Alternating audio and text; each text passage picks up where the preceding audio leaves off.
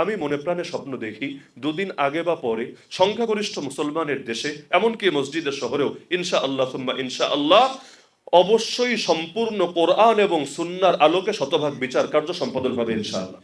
যখন ছোট ছিলাম কেউ যদি আমাকে জিজ্ঞেস করতো কিভাবে মাথায় ঢুকেছে তা আমার মনে নাই, কেউ যদি জিজ্ঞেস করতো বড় হয়ে কি হবে, বাচ্চাদেরকে তো কমন প্রশ্ন করে, আমি কেন যেন ওই সময় জবাব দিতাম, কারণ আল্লাহ ভালো জানেন, আমি ওই সময় জবাব দিতাম যে আমি ইনশাআল্লাহ ইসলামী রাষ্ট্রের প্রধান বিচারপতি হব। এই বাক্যটা আমি বলতাম। তো পরবর্তীতে এখন আমি এটা মাথায় ঢুকেছে যে কয়েকজন মানুষের কারণে হয়তো এই জবাবটা বের হতো, কারণ ইমাম আবু হানিফা রাহিমাহুল্লাহ এত বড় ইমাম, তাকে অফার করা হয়েছিল এটা, তিনি গ্রহণ করেন নাই, কিন্তু তার শিষ্য ইমাম আবু ইউসুফ রাহিমাহুল্লাহ ছিলেন এই দায়িত্বে।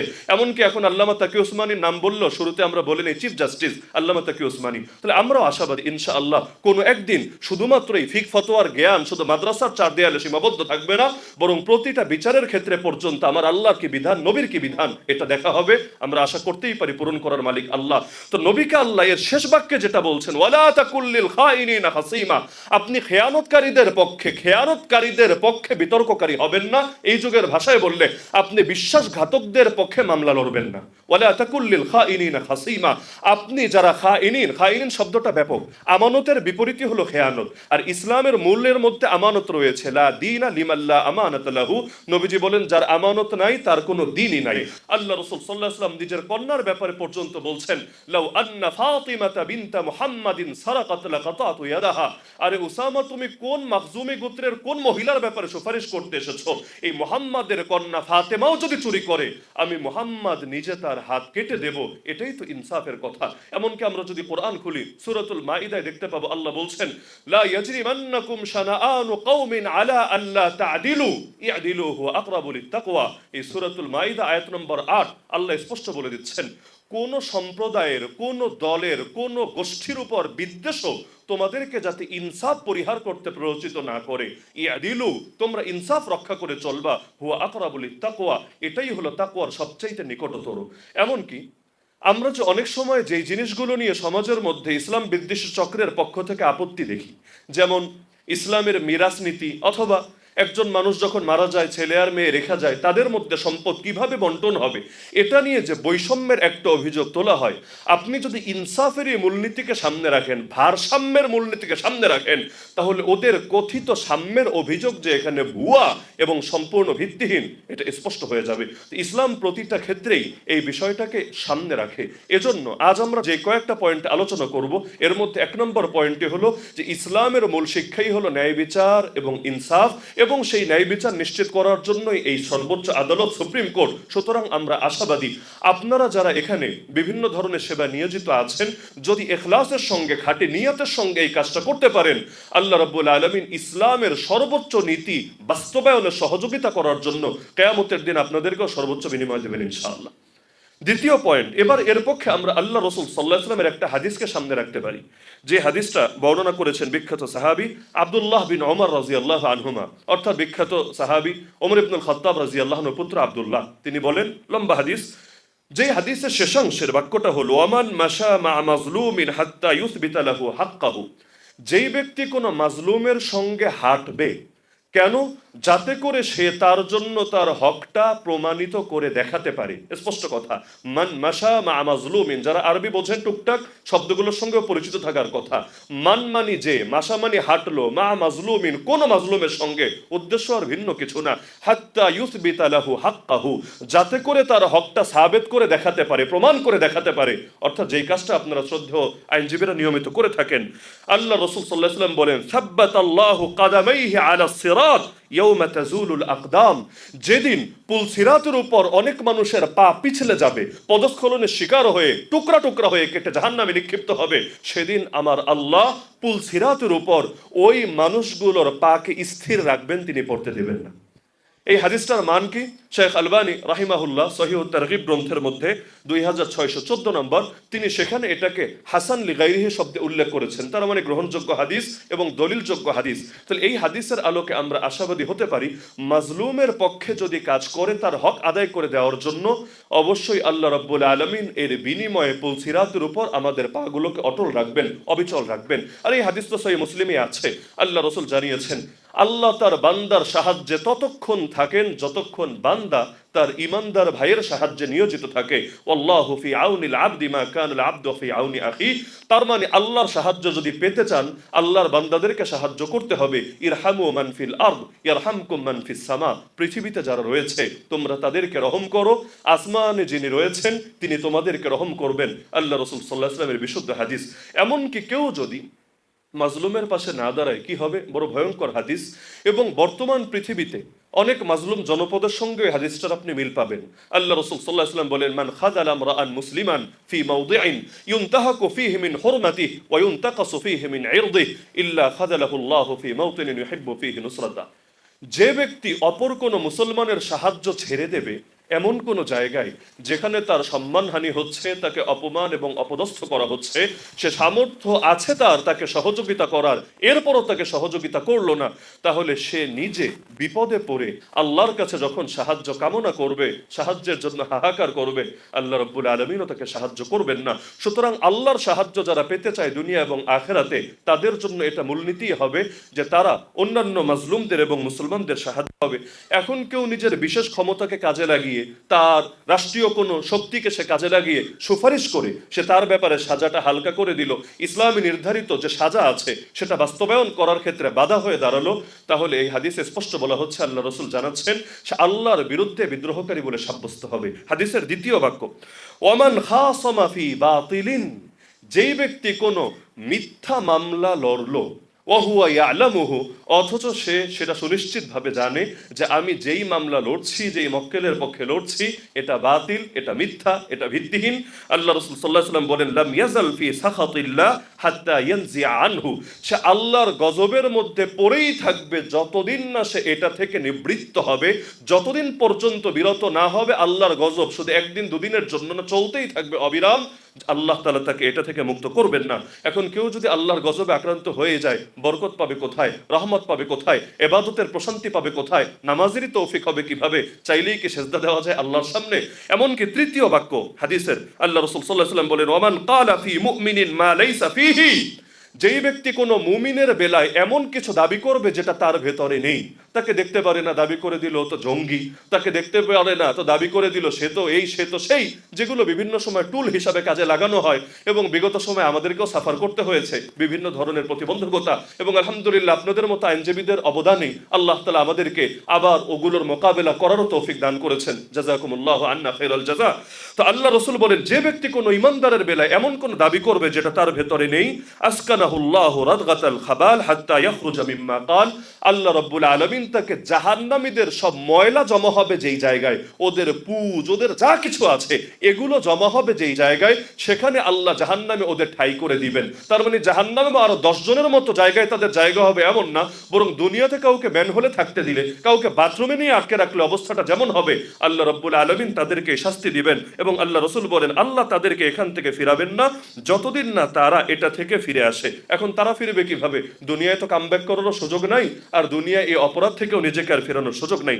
এমনকি এই হাদিসটার পরে ইমাম আবু দাউদ রাহিমাহুল্লাহ এর সমর্থনে আরো একটা হাদিস এনেছেন, যে হাদিসের শেষে অতিরিক্ত আরেকটা বাক্য আছে, ওয়ামান আ'আনা আলা খুসুমাতিন বিযুলমিন ফাকাদ বাআ বিগাদাবিন মিনাল্লাহি আযজা ওয়া জাল, যে ব্যক্তি কোনো মামলার ব্যাপারে জুলুমের মাধ্যমে যে কোনো ধরনের সেখানে হস্তক্ষেপ করলো, সে আল্লাহর গজব নিয়ে ফিরে আসলো, তার উপর আল্লাহর গজব নিপতিত হলো।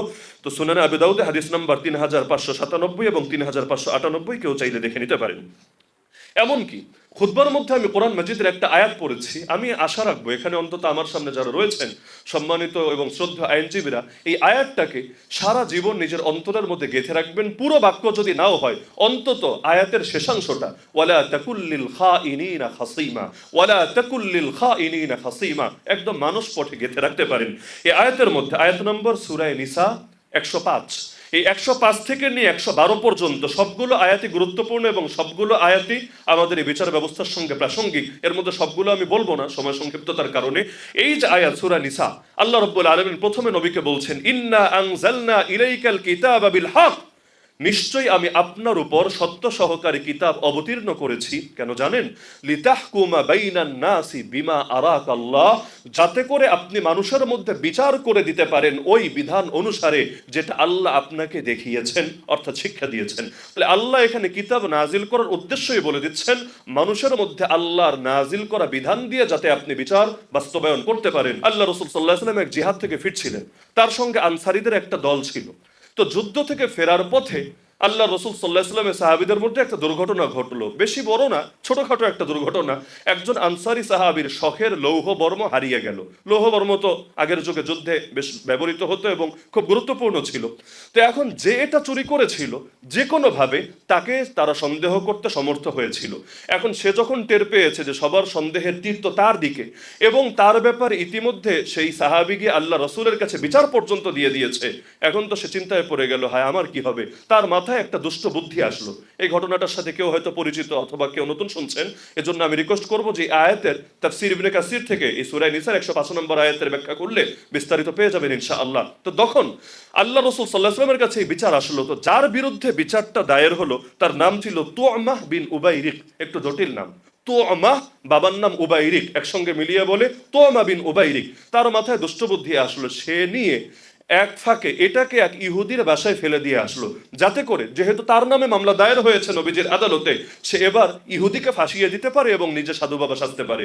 এখন যখন এটা জানাজানি হলো, এখন সে তার গোত্রের লোকদেরকে গিয়ে বলল, শোনো, আকাম তো একটা করে ফেলেছিলাম, কিন্তু পরবর্তীতে আমার হুঁশ হয়েছে, আমি ইহুদিটারে ফাঁসিয়ে দিয়েছি।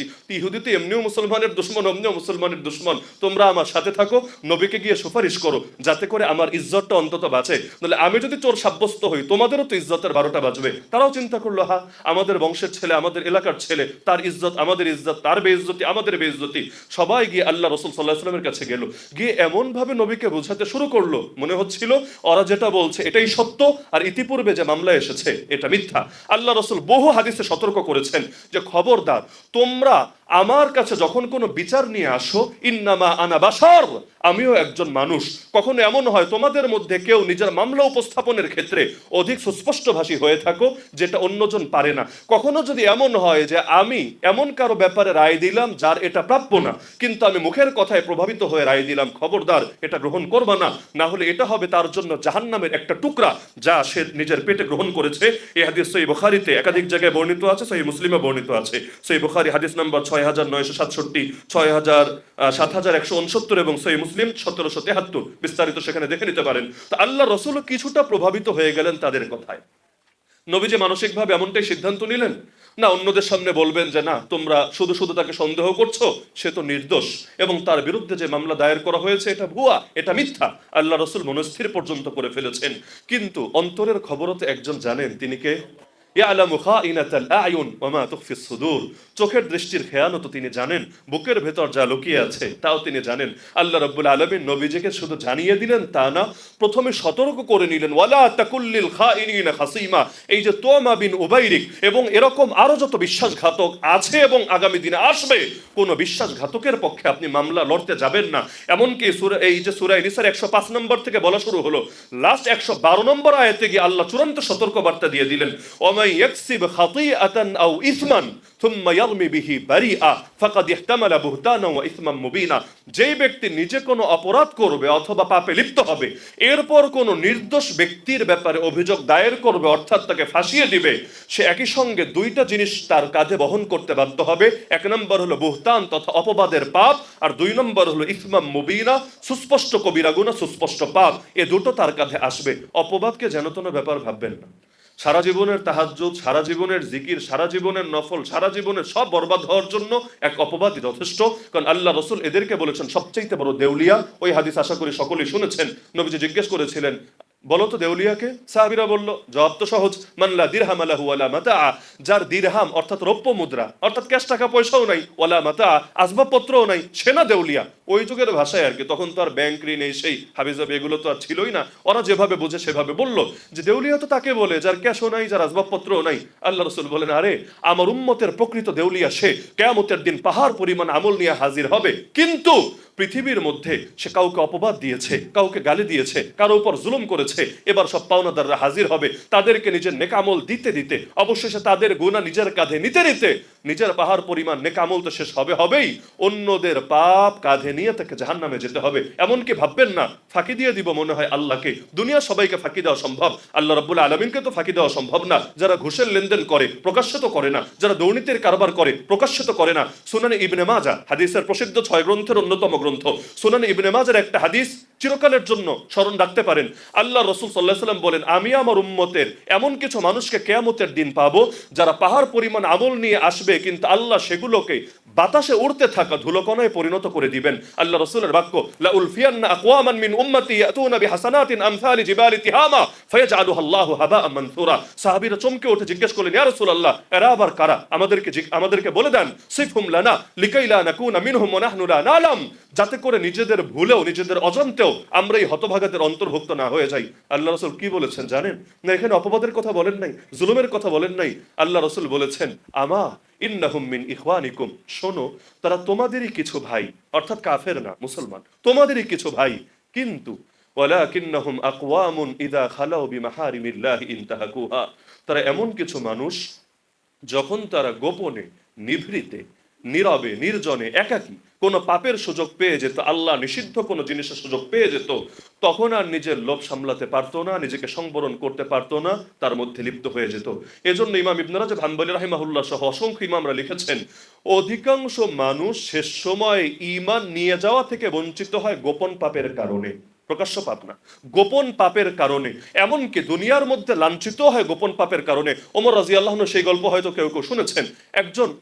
একজনের ব্যাপারে অভিযোগ আসলো, তার আদালতে মামলা আসলো যে সে চুরি করেছে, এবং তার ওই যার ব্যাপারে অভিযোগ আসলো তার মা এসে কাঁদতে কাঁদতে বলি, ইয়া আমিরুল মুমিনিন, ইয়া খলিফাতুল মুসলিমিন, জীবনে এই একবারই করেছে, একবারই ধরা খেয়েছে, কিন্তু এর জন্যই তার এখন হাত কাটা হবে, এর জন্যই আমাদের পুরো পরিবার, পুরো বংশের মুখে চুনকালি লাগবে। ওমর রাদিয়াল্লাহু আনহু বলেছিলেন, শোনো, আল্লাহ সাধারণত প্রথমবারই পাকড়াও করেন না, আল্লাহ ঢিল দেন, ঢিল দেন, ঢিল দেন, এক পর্যায়ে গিয়ে এমন ধরা ধরেন তখন কিন্তু আর মোটেও ছাড়েন না। সুতরাং ভেবো না জীবনে প্রথমবারই করেছে আর আজকে এই করুণ পরিণতির শিকার হয়েছে। সমূহ আশঙ্কা এটাই, সে বারবার করতে করতে আল্লাহকে এই পরিমাণ নারাজ করে ফেলেছে, অবশেষে আল্লাহ তাকে সংশোধন করার জন্য তার এই বিষয়টাকে মানুষের সামনে প্রকাশ করেছে। কারণ অধিকাংশ মানুষ এমন, আল্লাহ জেনে যাবে, আল্লাহ দেখে ফেলবে, এই ভয় পায় না, কিন্তু লিঙ্ক আবার ভাইরাল হয়ে যায় কিনা, মানুষ আবার জেনে যায় কিনা, এই ভয়ে তাদের ঠিকভাবে ঘুম হয় না। তার মানে আল্লাহর ভয়ের চাইতে মানুষের ভয় বেশি হয়ে যায়। কখনো আল্লাহ এজন্যই দোষ প্রকাশ করে দেয় যে তুই তো আমার ভয়ে পাপ থেকে বাঁচবি না, ঠিক আছে, মানুষের ভয়ে বাঁচবি, ঠিক আছে, মানুষের সামনেই তোর পাপ প্রকাশ করলাম, তবু অন্তত তওবা কর, তবু অন্তত ঈমান নিয়ে আয়। আমি চাই না জাহান্নামে তুই শাস্তি পা, আমি চাই দুনিয়ার মধ্যে জাহর হয়ে যাক। এজন্য আল্লাহ রাসূল সাল্লাল্লাহু আলাইহি ওয়াসাল্লামকে আল্লাহ সতর্ক করলেন এই সূরা নিসার 105 থেকে 112 নম্বর আয়াত। এর মধ্যে আমি আপনাদেরকে রিকোয়েস্ট করেছি যে একটা বাক্য মাথায় গেঁথে নেন, ওয়ালা তাকুল লিল খাইনিনা খাসিমা, কোনো বিশ্বাসঘাতকের পক্ষে আমরা মামলা লড়ব না, আমরা কোনো বাতিলের হাতকে শক্তিশালী করব না। রিজিকের মালিক আল্লাহ, কপালে যা লিখে রেখেছেন একটা দানা বাকি থাকতে মালাকুল মাউত আমাদের জান কবজ করতে পারবে না। সুতরাং আমরা যতটুকু পারি মাজলুমকে সাহায্য করব, ন্যায়ের পক্ষে থাকব, কিন্তু জালেমকে সাহায্য করে নিজেদের আখিরাতকে আমরা বরবাদ করব না। কারণ আপনারা এমন একটা পেশায় আছেন যেখানে হকগুলো বান্দার সঙ্গে জড়িত, বান্দার হক নষ্ট করলে দ্বিগুণ পাপ, কারণ বান্দার হক নষ্ট করলে আল্লাহরটাও নষ্ট হয়, কারণ আল্লাহর নির্দেশ অমান্য হয়, আর বান্দারটা তো হয়। এর মধ্যে আল্লাহ তো সহজেই মাফ করে দেন, সাবাকাত রাহমাতি গাযাবি, হাদিসে কুদসিতে আছে, আমার রাগের চাইতে আমার রহমত অগ্রবর্তী হয়েছে। তা আল্লাহ তো এমনি মাফ করে দেন, এমনকি কিয়ামতের দিন কত অজস্র অগণিত বান্দাকে মাফ করবেন, এমনকি পুরো বছরে যত মানুষকে মাফ করেন, এক ইয়ৌমে আরাফায় ওই হাজিদের কান্নাকাটি দেখে সুবহানাল্লাহ, আল্লাহ রাব্বুল আলামিন এর চাইতে বেশি মানুষকে মাফ করেন। কিন্তু বান্দা তো তার হক ছাড়তে চায় না, আর দুনিয়ায় যেখানে ছাড়তে চায় না, হাসরের ময়দানে যখন অনেক বাবা মা পর্যন্ত পরিচয় দিতে চাইবে না, যখন এক একটা নেকি নিয়ে পর্যন্ত মানুষ পেরেশানিতে থাকবে, এজন্য ভুলেও বান্দার হক নষ্ট করার কখনো কারণ হবেন না। আমি এখানে সবার কাছে এতটুকু বিনীত আশা করতেই পারি, এখানে যেহেতু সময় কম সব দিক তো আমরা সামনে আনতে পারবো না, কিন্তু যেহেতু প্রথম সিরাত মাহফিল থেকে আমি আশাবাদী আপনারা একটা নিয়াত করবেন যে আমরা শুধুমাত্র নবী জীবনের কিছু কেচ্ছা কাহিনী আর গল্প শুনেই নিজেদের জ্ঞান চর্চাকে সীমিত রাখবো না, বরঞ্চ আমরা যেই পেশায় আছি এই পেশার ক্ষেত্রে রাসূলুল্লাহ সাল্লাল্লাহু আলাইহি ওয়াসাল্লামের পূর্ণাঙ্গ আদর্শ কি, খুলাফায়ে রাশেদিনের পূর্ণাঙ্গ আদর্শ কি, এটা আমরা যথাযথভাবে শিখব। ইকরা বিসমি রাব্বিকাল্লাযী খালাক, যেই কোরআনের প্রথম আয়াতে ছিল তুমি পড়ো সেই রবের নামে যিনি সৃষ্টি করেছেন, ওই জাতি মূর্খ থাকতে পারে না, ওই জাতি ইসলামী জ্ঞান অর্জন থেকে বিরত থাকতে পারে না। সুতরাং বয়স যতই হোক, সালমান ফার্সির চাইতে বেশি বয়স তো আর না, শুরু করে দেন আল্লাহর নামে ইসলামী জ্ঞান অর্জন করা। আপনি আপনার পেশার ক্ষেত্রে অন্তত যাতে তলাবুল ইলমি ফারিদাতুন আলা কুল্লি মুসলিম, মৌলিক জ্ঞান অর্জন করা প্রত্যেক মুসলমানের উপর ফরজে আইন, এটা যাতে আপনি নিজে আমল করতে পারেন। মনে রাখবেন, আমল না করা এক পাপ আর জ্ঞান অর্জন না করা আরেক পাপ। জ্ঞান অর্জন থেকেই যদি বিরত থাকেন, আপনি তো সার্বক্ষণিক পাপের ভেতরে লিপ্ত আছেন। এজন্য অনেক সময় এমন হয়, না বুঝেই আমরা পাপে জড়িয়ে যাই, অথচ এর জন্য আমাদের আখিরাত ক্ষতিগ্রস্ত হতে থাকে। মুসলিম সমাজে বসে এত বইপত্র অ্যাভেলেবল হওয়ার পরেও কিয়ামতের দিন এটা বলার অপেক্ষায় থাকেন না যে আল্লাহরে বুঝ দিব, আল্লাহ আমি তো জানতাম না। না জানা কোনো ওজোর হবে না, না জানা তার জন্য ওজোর হতে পারে যার জানার সুযোগ নাই। আপনি ইচ্ছা করলে জানার সুযোগ আছে।